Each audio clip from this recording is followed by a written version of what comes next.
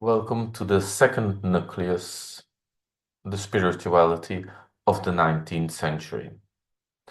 In this nucleus, we're going to see the religious and theological climate in Italy in the 19th century with a special attention to Don Bosco's environment. Why is this important? Because we want to know how this context influenced Don Bosco's work and pedagogy. We have to learn how this context has an influence on Don Bosco and the work he began in Torino in the 19th century. Don Bosco lived in a time in which the Catholic Church was strongly influenced by the aftermath of the French Revolution, the French occupation by Napoleon, and the rise of liberalism and the secularization of the state. The marginalization of the Church in the Italian politics and the rapid social changes influenced his decision to focus on young people who were at risk and getting lost in the new, less religious society. They were like sheep without a shepherd, Don Bosco said. The prevailing religious mentality emphasized strict control and compliance with church obligations. Don Bosco, on the other hand, developed an educational system, the preventive system, based on reason, faith, and loving kindness, an approach that contrasted with the dominant rigid piety of the time. His choice to offer a joyful, positive religious upbringing was a reaction to the dominant religious trends that often focused on more guilt and penance. Don Bosco operated in a church in which the authority of Rome on the one hand was strengthened, we call this ultramontanism, while some bishops tried to maintain more autonomy locally. This led to tensions. For example, in the case of Don Bosco, we can think of his conflict with Archbishop Gastaldi.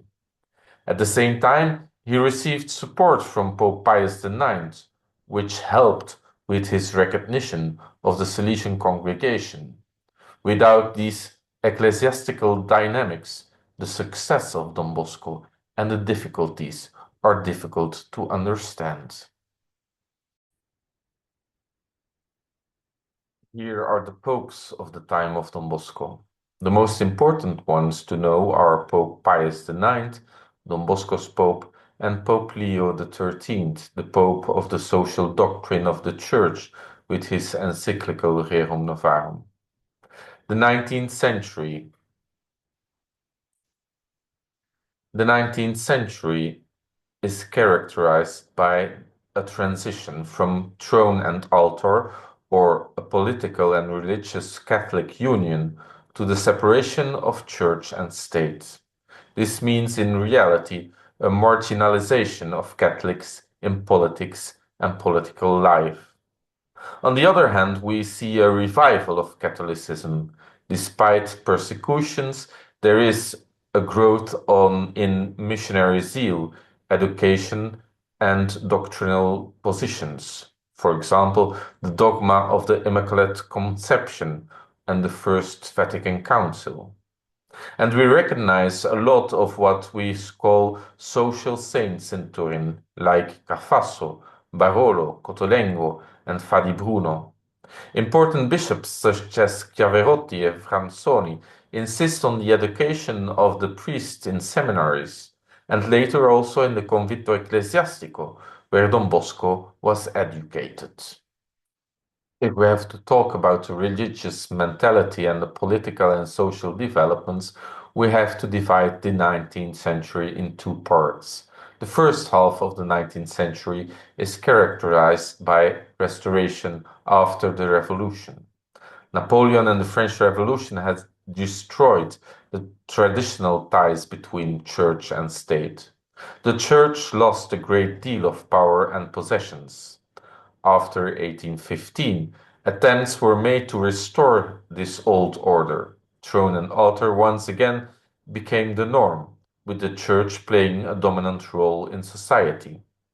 The church was very suspicious of revolutionary ideas and saw the Enlightenment and liberalism as a threat to faith. This led to a strong emphasis on obedience, a sense of sin, and a strict control of the faithful. Don Bosco grew up during this period and received an education that was strongly influenced by this mentality in his school in Chieri and also in the seminary in the same town. Nevertheless, he later opted for a milder and more positive form of pastoral care, influenced by the popular missions and Romanticism, which brought a more effective and joyful approach to faith. The second half of the 19th century is characterized by liberalism and secularization.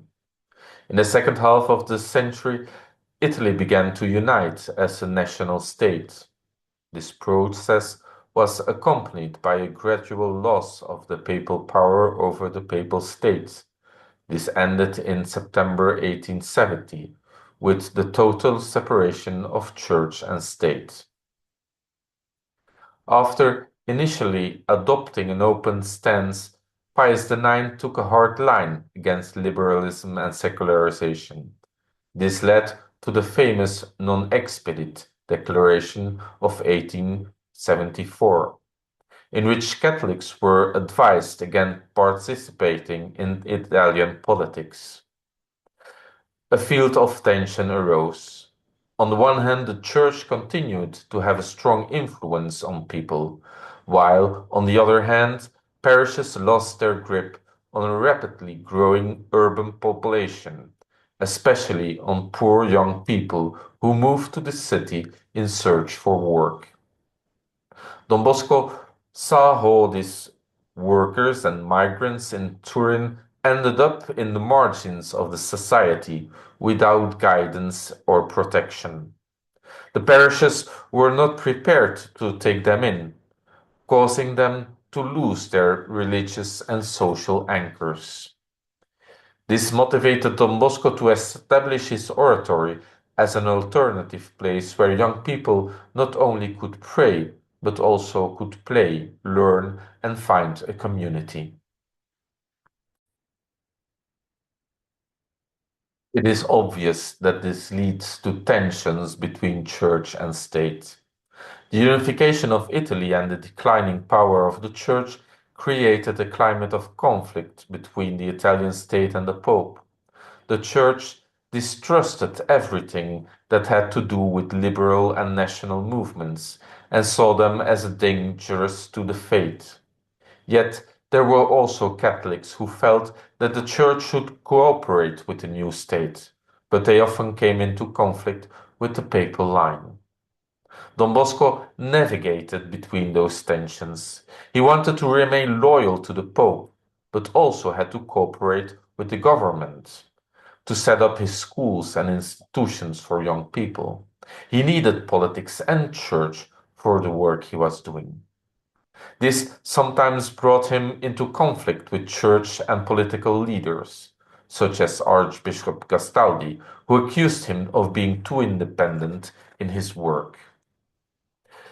Don Bosco grew up in a time when the church was strict and controlling, but chose to be milder and more joyful, a pastoral style. The rapid social and political changes led Don Bosco to see how young people in the city were losing their faith and moral compass, which motivated him to start the oratory. He had to navigate between the demands of the church and the state, which sometimes brought him into conflict with both. But in the end, he still founded a successful religious movement.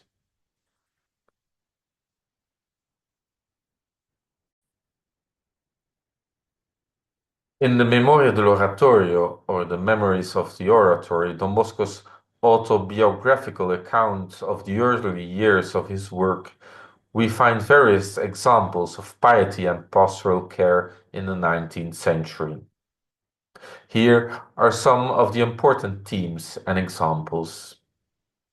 In his youth and his work, Don Bosco emphasized confession as an essential instrument of moral and spiritual formation. A concrete example is how he encouraged his boys to regularly confess and receive communion. Sometimes that was often promoted in the 19th century as a protection against sinful and moral degeneration. But for Don Bosco, it was spiritual guidance. Don Bosco writes how he met the priest Calosso in his youth, who helped him to develop a conscious and profound religious life, among other things by providing him with good guidance in this confession. In the 19th century, popular missions were an important pastoral tool for bringing people back to faith. Don Bosco adopted this method in his own pastoral work. He organized catechesis, popular literature, and accessible sermons that connected with people. In the Memoria dell'Oratorio, we find how Don Bosco describes how, at a young age, he gave sermons to his friends and fellow villagers and tried to convince them to live better. He even organized small gatherings in which he gave catechesis. When he preaches the first time in his town, the priest said that nobody understood his preaching. So Don Bosco started to use more popular forms of preaching. The 19th century saw a strong increase of the devotion to the Virgin Mary, partly due to the dogma of the Immaculate Conception of 1854. Don Bosco had a special devotion to Mary Help of Christians, which later became central in his work. Don Bosco describes in the Memoria dell'Oratorio in his dreams in which Mary guides him and instructs him to care for young people. This strengthened his conviction that his work was a divine calling. The 19th century stresses also the Eucharist. The Eucharist was increasingly promoted as central to Christian life. Although receiving communion was not yet common practice, Don Bosco encouraged his boys to frequently attend Mass and to receive communion. He tells how he taught his boys in the oratory to prepare for communion, because this helped them to deepen their faith and to become trained Christians and good altar boys. In the 19th century, a strong emphasis arose on Christian charity and social work. Don Bosco's work in the oratory of Valdocco is a perfect example of this social piety, in which faith, education, and care for the poor went hand in hand. Don Bosco describes how he took in street children, not only providing them with catechesis, but also shelter, work, and education. This was a completely new way of doing pastoral work at a time when young people were often left to their own devices.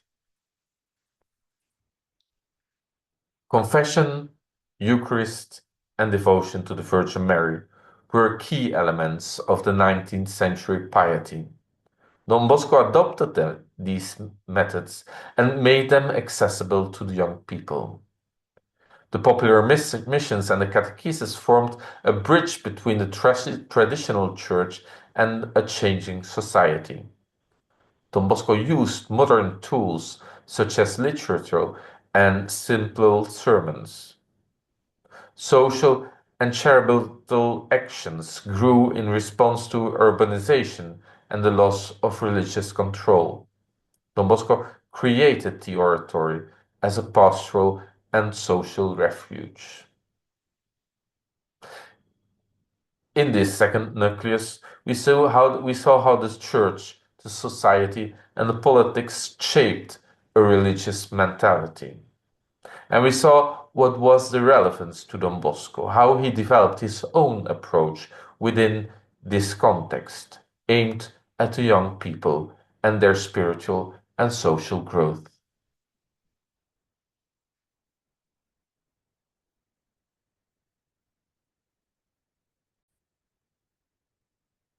Also, at the end of this second nucleus, I want to give you a little assignment.